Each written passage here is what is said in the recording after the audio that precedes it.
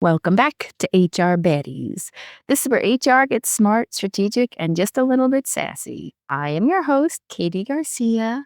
And can you believe that this is episode 11? Today, we're going to talk about one of the biggest shifts that are happening in HR and hiring practices right now in the US. And it's one that really has the power to change everything for my favorite demographic of people, which is veterans and military spouses. It'll help a lot of people along the way, but specifically this community, I'm really excited to talk about.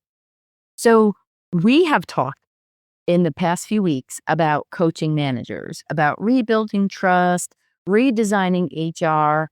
Now we're going to go straight into the recruiting engine, which is the first stop for people's experience with HR. Because if your job descriptions still look like a laundry list of degrees and unicorn requirements, you're already missing out on incredible talent. I can tell you firsthand. So this episode, we're going to focus on skill-based hiring. Not the theory of it, not the trend. We're going to talk about the real practical steps that HR can take today to open the door wider for non-traditional candidates, also including veterans and military spouses. But the pool of talent that this will open is so much larger than just that. So let's get into it. Why does skill-based hiring matter, especially as we close out 2025 and get ready for 2026? Degrees have been a large focus for a very long time. And the inflation of that, of degrees, the cost of degrees, the time of degrees, it's kind of dying off. And the labor market right now, we all feel is tightening. Everybody feels that squeeze. People are job hugging. There's now more people that are staying where they're at, even if they're not supremely happy, than putting themselves out in the market because of where it is right now. There's lots of research. There's lots of push. You can look to LinkedIn. You can look to SHRM. You can look to large employers. They're starting to move and put pressure on organizations to embody this skill-first hiring. Now, I have to talk for just a second specifically about the veteran and military spouse field, because they're so uniquely skilled, but they're often overlooked because they don't meet rigid requirements. We all know that the time of people staying at jobs for 10, 15, 20 years is gone. The average time people are at jobs now is 2 years. So that has been a great trend that has helped specifically military spouses, because when you're moving every 4 years, that's something to take into consideration. But now the average employee, whether they're military aligned or not, is only staying in a company for the maximum of 2 years, the minimum of 2 years, however you want to look at it. There's another barrier on top of that, though, that skill-based hiring is going to help overcome for companies. There's the common barriers that people look at. You must have a 4-year degree when the job doesn't really require it. Why does an entry-level position anywhere require a 4-year degree? Must have 5 years of X, Y, and Z experience, even though largely you'll find skills can be transferable. There's an over-reliance on identical role history, and that's what we need to break.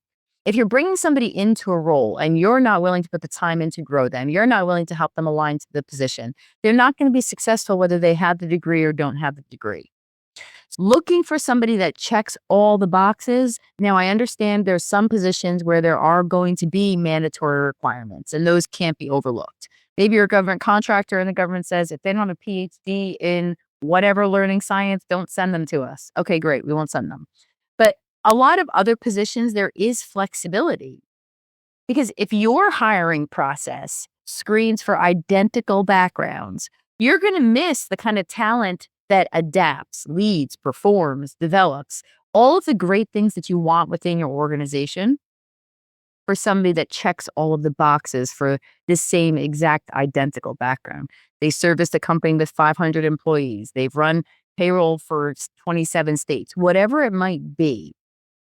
Because when we look at skill-based hiring, you're going to be looking more at the person and what skills they bring to the table. Military spouses are a great example for this. Okay. The unemployment rate right now for military spouses is somewhere between 20 and 22% in 2025. It's not due to their lack of skill, but it's due to the mobility that they need. It's due to the bias that's held. They're only going to be here for a limited time. And it's due to rigid systems that don't embody adaptability, but they want that adaptability in their employees.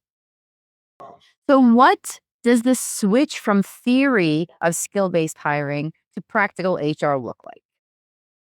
I'd love to talk about focusing on rewriting your job descriptions. It's a great first step and a great place to start.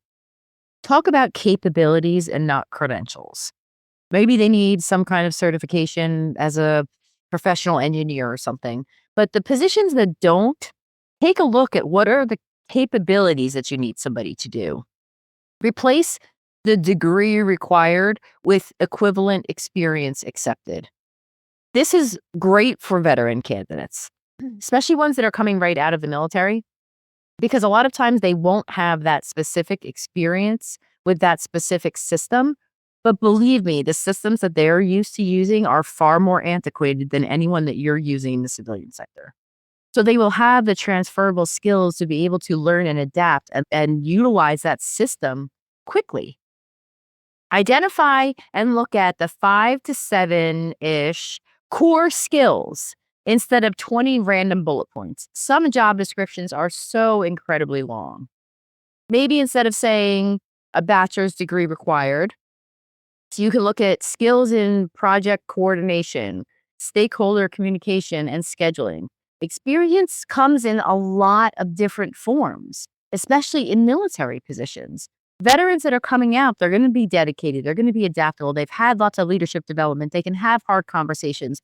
They make a lot of the training that civilian sector employees have to go through very easy because they've been doing it for so long. They just don't have it in the system or the process that you are utilizing. So once you rework that piece of it, then you can start reworking the interviews and have those happen. Move them to more structured interviews that assess skills. Use scenario-based questions, right? Everybody loves to talk about the STAR method. Tell me about a time that you blah, blah, blah, right? Validate capability, not job titles. Especially in veteran candidates, I can't stress enough that veteran candidates are not going to have the job titles. They're not going to have senior program manager, but I guarantee they have a lot of experience doing that. They're not going to have logistician level 3, but I guarantee they've had the experience that you need to do that position. So look more at their capability and their skills, not just job titles that people are coming from. Remove the hiring manager bias towards an industry fit and look more for a corporate fit. Are they the things that you want? Are they adaptable? Are they a great leadership presence? Are they somebody who's willing and able to do the position versus somebody that's already done the position before? You can also use a rubric as a great scoring mechanism for interviews. Rate them against their competencies. Remove that gut feeling. You want to make sure that everything is non-bias. You want to ensure fairness for all candidates who maybe don't have linear career paths. More and more, you're finding that there's people that have gaps in their jobs. There's been a ton of layoffs that have happened. There's a lot of different pieces that need to be considered when somebody gets to the point of an interview. Then you need to also work to train the hiring managers, because without them on board with this, nothing's going to change. They have to understand how skills translate versus somebody that's already done it or is an industry fit. You want to give cheat sheets to them to talk about what are the transferable skills. There's studies out there that you can even find. Hey, people who have a background in real estate maybe would make a great property manager for an apartment complex. There's lots of transferable skills. Maybe they don't have the certification required to be a property manager, but I will always encourage, if it's something that somebody can get fairly quickly, less than 6 months, don't overlook candidates because of that. because skill-based hiring isn't about lowering the bar. It's about measuring the right things over the wrong things. Specifically, when we talk about veterans, there's MOS translators. So MOS is like what their job was in the military. There's translators. Google has one. I believe LinkedIn has one. And that'll do a large part of the work for you in translating their skills. You don't even need to really think about it. You just plug it in. Where can you find skill-based talent? Another piece to talk about is they don't have professional LinkedIn profiles. There's lots of things that I've talked about in my book, on KDG Support websites, on KDG Support LinkedIn, in my posts, in my past podcast. I've talked about where you can find veteran and military spouse talent. There's a lot of those. Vets to PM, Onward to Opportunity, HireVeterans.com, DoD Skill Bridge, Recruit Military, Military Spouse Employment Partnership, Hiring Our Heroes for connections and fellowships and things like that. You can also go right to the certification-based pathways versus degrees. If you need somebody with cybersecurity background, there's organizations you can go to for that. Project management, HR, logistics, operations, administrative services, customer service. There's lots of certification-based pathways and organizations where you can find the people that you're likely looking for. Again, I'm going to stress that if you have a military spouse that's got 15 years of relocating their family, they're going to be adaptable. They're going to be great at project execution and keeping things together, as well as managing a budget. They're going to have a lot of skills that are transferable into roles that you need filled.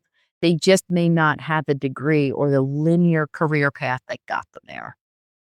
How can skill-based hiring change your business? If you take a job you have posted right now that has 100% degree requirements and things like that, but has the flexibility to be otherwise, I would encourage you to repost that job. Look at it from a skill-based perspective, because I will bet that you will find more people apply to it if you broaden it. You're going to have a broader talent pool, right? You're going to have faster hiring. Start tracking retention if you don't, because you're going to find people are better fit with their skills aligned versus a degree or direct experience. They will also increase your diversity.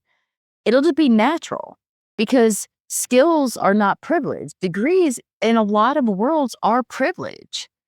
There's lots of people that come through out of high school, specifically here where I live in Florida. These kids are coming out of high school with certifications to be a CNA or certifications to be an auto mechanic. All of these different pieces that fit in. Aviation is really big in my area. They can come out having worked on aircraft under licensed A&P mechanics. So they're going to fit that better, and there may not be that financial advantage that they have in a lot of the areas here.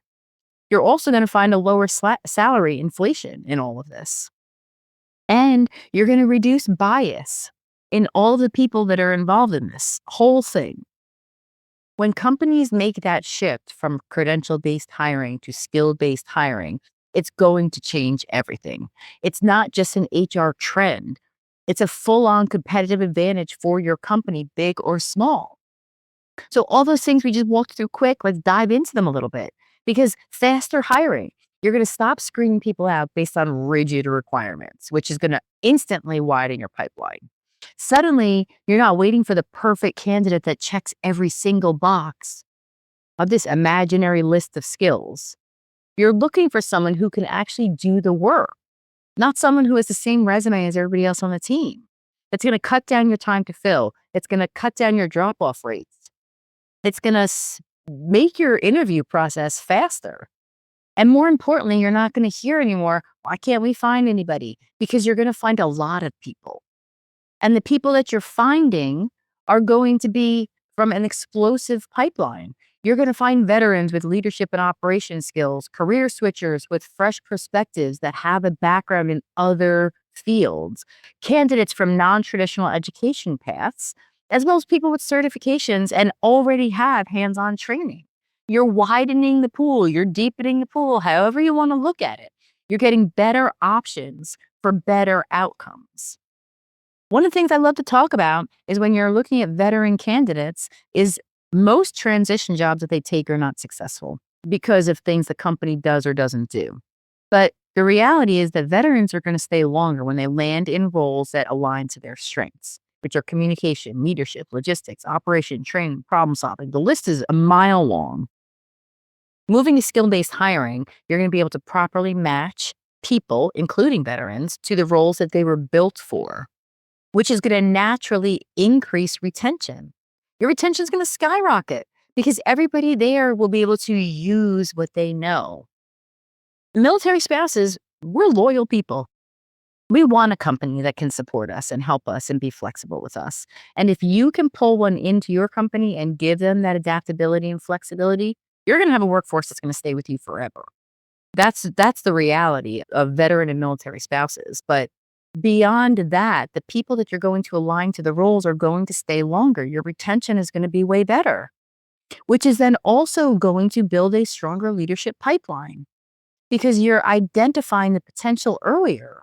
You're no longer filtering out amazing leaders because they don't have 5 years of industry experience in X. You're going to start hiring emerging leaders, people that want to grow with you, people that want to continue to stay at your organization. You're going to find mission-focused thinkers, adaptable problem solvers, people that are skilled in conflict and communication.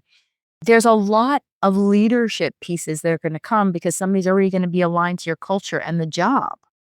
So it's going to fill your bench with real leadership-ready talent. It's also going to increase your diversity naturally because degrees, networking, linear career paths often reflect access, not ability. So you're going to find more women. You're going to find more working parents. You're going to find more veterans and spouses. You're going to find more underrepresented professionals who were screened out by your rigid filters. So your D&I will improve without performing initiative. You're not going to have to change anything else. It's going to naturally happen because your hiring process will treat people equitably. And that's really what DEI is about. You're going to stop over-indexing degrees and years in the industry and overpaying for pedigree employees. You're going to pay for skills, which is going to help your roles price accurately, your market rate stabilize. You're going to find internal equity increases, all of the great things that people want out of hiring that they aren't getting right now because of how things are. Because skill-based hiring is a great equalizer. It doesn't ask where you sat or what you did previously or where you went to school. It asks what you can do. What do you have the skills to do? And that's the main difference. So what does this move us into for 2025 closing out and 2026 opening up? It's a great opportunity for companies. Because if you want to compete for talent, you can't hire based on the past. You have to hire based on potential. And no one embodies that more than people that have a skill-based background. You're going to look at their transferable skills. You're going to look at the education that they do have, the jobs that they have held. And I guarantee you're going to find a lot of alignment. So with that, this will wrap episode 11. Let's talk about episode 12. Because next week, we're going to talk about retention strategies that will actually work, especially when we deal with high performer and high turnover teams. Because hiring isn't the only piece, it's just the first piece. So keep them is the objective. And that's what we're going to talk about next week. Have a wonderful, wonderful week, and I will see you then.